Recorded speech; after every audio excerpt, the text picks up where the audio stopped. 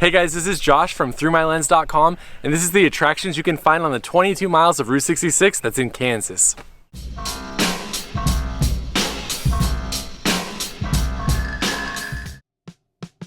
This is the shortest video in the Route 66 video series, as we only spent about an hour in the state.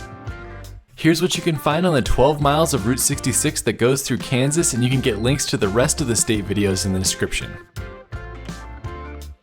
As we crossed over from Oklahoma into Kansas, we were on a nice 2-lane highway, which was a great break from following Interstate 44. We're entering into state number 6, Kansas. The first place we got to in the state was the city of Baxter Springs.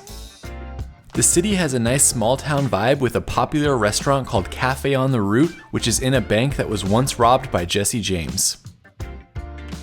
Unfortunately, it was later in the afternoon when we came through the state, so most of the things were closed and we didn't get to see a lot. We walked around the town a little bit, took some pictures of the cement emblems that line the street, and then made our way over to the historic service station on the way out of town. The service station was built in 1930 and it's on the National Register of Historic Places. It was closed when we went, but it's the main information center for Route 66 in Kansas.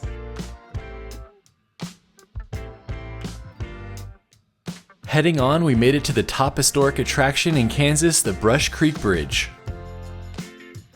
Built in 1923, this is the only remaining marsh arch bridge on Route 66.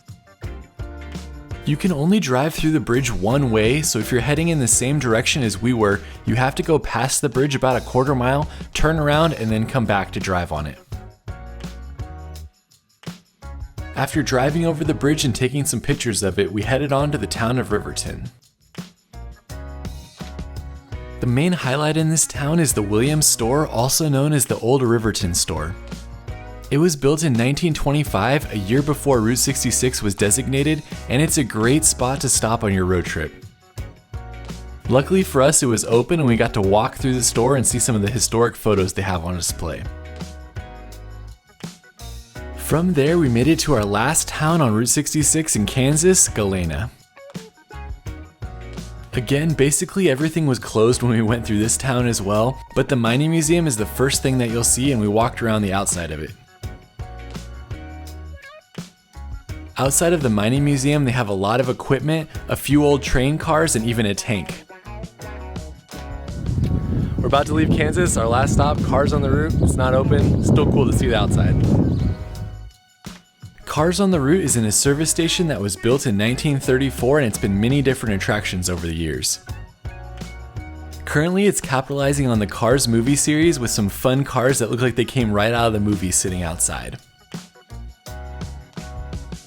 About a block away from the service station, there's a park you can see as well, which has a few small information signs and a Will Rogers Memorial Highway plaque.